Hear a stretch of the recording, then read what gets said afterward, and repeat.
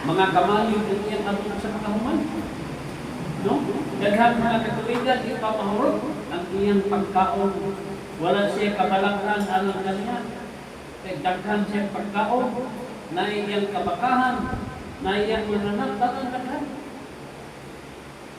Na ay mainom, na ay daghang kwarta, dili makapsan, kung sa iyang gustong ikalipay, mapalit niya.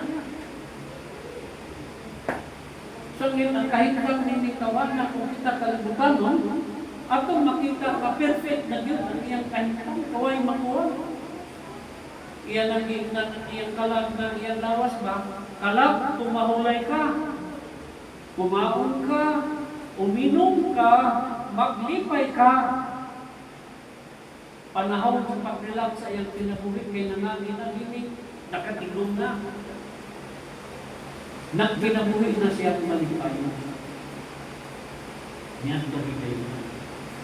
Aritas ikatulog, nga angay na itong makatunan. Ang eternidad. Kung saan ang eternidad? Eternity.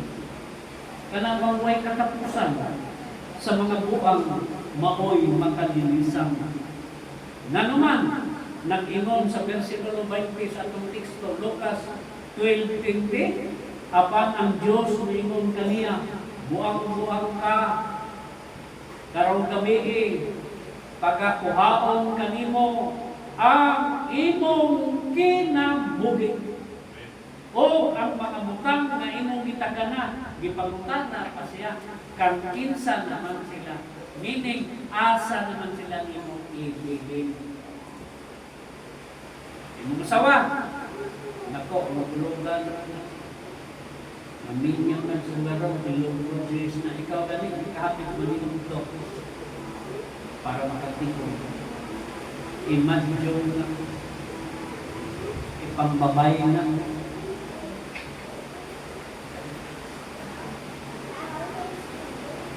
Pasan na ulang ka, kahit manila ang buhay. Saan naman mo? Ibibig rin ng mga anak, mauwi ako. Ibarkada naman. Huwag man sila magsakripisya, kayayahan naman, bulawag pa sila ng mata. Tirapitan ng antos, murang galing ang uno ng kwartare. Dugo ko na nito. Di na basta-basta, itapang ka na nito na ito. Ano yan yung tabangan? Dili na yan. Ay nakatabang-tabang na. Lawas na. Kita diganitan sa garilyo. Ang kusta niya, ano yung tabangan na. Gawin, aboy ko. Gawin. Kaon niyo, bisa nag-duples na. Tolong mo. Di man nilang hinakuan. Pero ikaw na nagagawa. Ano sa gawin pa natin ang mumo. Pero ila, ipanlabog, di patiwason, ano rin mong dato. Magkaon, di patiwason. Karag-karagan na. Ang pobre, wala rin kaon. Mauna, apan ang Diyos ningon kaniyang buwang-buwang ka, karong gabi pagkatuhawon kanino. Ang imong kinabuhi, kung ang mga mutang na imong itagana, anang kang pinsan naman sila. Mga igsoon, ang katapusang gabi iniinig buang na tao, digis kalimutan. Kay karong gabi, ang akong kalag, maupini ang mandok sa Diyos. O kaon. Isa may magkakubog ng porta. Imong mga security. Sa lagdot na pagkasulti, ang nabatunan ni Ningbuang, maoy dili na magpulos, walay ikatabang sa Diyos. Buktok din siya. Dili ganing niya madala ang iya lamang biyaan. Kaya di man madala. Ang tanan na iyang ihaguan, biyaan. Why makaabang? Ang iyang mga manununod, maoy manggianay, no? O manggiaway. Manggiaway na. Tungod ni hindi kami na, mga mahal dito. Huwag may magawag at pagkilig, batuon. Puro man patat. So, matira at napibay. away pa. Hello?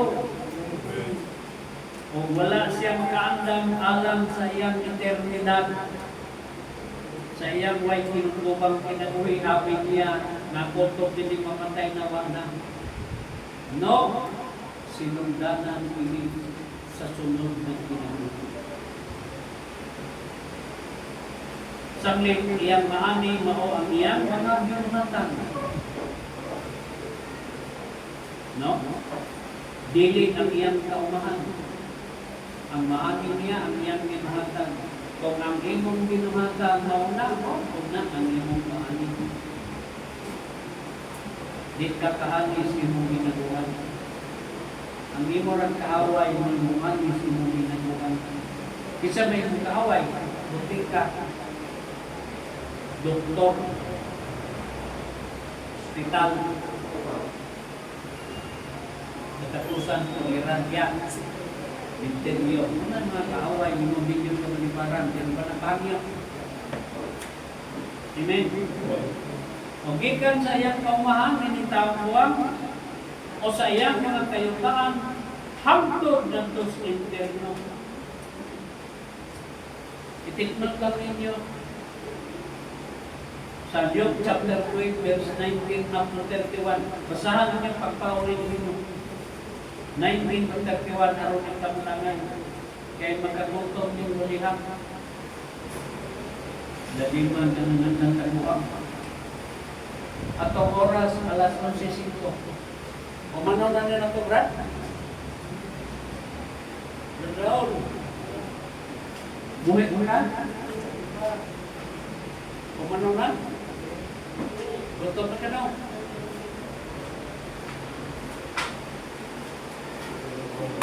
Gagana mo ang tingong, gusto na yung humanon. Trabaho away. Patay yung boyo na. Humanon na, Brad?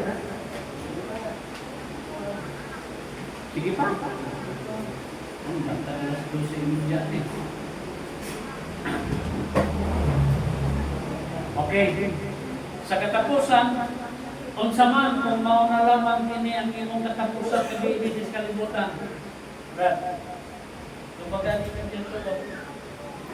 Unsa man kung karon gabi na lang mo to.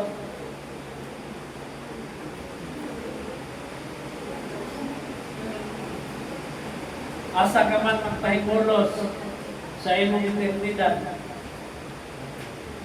Kung tapuson karon gabi, asa ka man magpahimulos. Sanglit ayaw sa Lord. Karon ang adlaw sa kaluwasan, samtang may ginhawa ka pa. Karon ang adlaw sa kaluwasan. Asa man ang mabasa? Ikaduhang Korinto, Kapitulo 6, versikulo 2. Palihang basa. Kay siya nagaingon, sa panahon nga namutan, pinapatalibugan ko ikaw. Sa adlaw sa kaluwasan, pinatabangan ko ikaw. Ani akaron ang panahon nga nahamutan. Ani akaron ang adlaw sa kaluwasan. Pagkanindot sa tulong sa Dios. Pagkanindot yun. Ako mura mawa ka na natutulpa. Mawa ka na. Now, kay siya nagainom, ikaduhang Korinto 6:2, itlog ninyo. Sa panahon ng hamutan, ginapakalimbugan ko ikaw. Sanglit ay yung kalimot ng masalamat.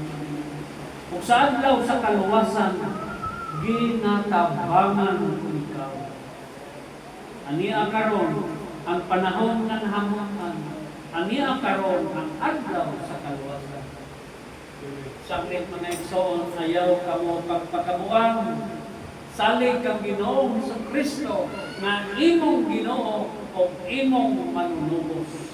And the people of God say, Amen. Ayaw bilibig ka.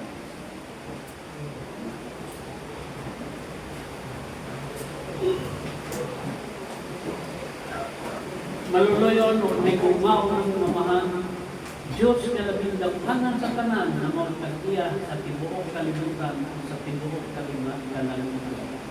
Dalay kong kamahan sa ulit katapusan. Salamat ang taong Ginoo sa imong pagpahinindong kalibutan. Ablihin taong ang matagusa sa among mga salubutan na hindi kami malipat. Niining kalimutan na lumalabay na abangin taon din mo. Tagay kami kusog sa mga usap. Aron na makabarog kami malingkod sa ang nagpaabot sa inyong ikaduhang pagbalik. Salamat ng taon sa inyong pagtubag sa mga pag-ampo. Sa inyong mga kanagan na inyong taon na taga-agkalikon, pagbalik sa ilang mga kalawasan. Bisan pa sa may mga balatian karon ikapan taon din mo. Ibalik ang taon ang kumpletong kaayuhan sa ilang mga kalawasan. O sa ino ang kamuntanan sa among mga kasalanan kaya na nagpakasalaan tayo sa kanamo bisan sa among nahunan lang. Kinintanan among iampo, among pasalamatan pinaagi lamang sa pangalan ni Hesus Kristo na atong Ginoo bugtong manlubos. Amen. Oh, I love you.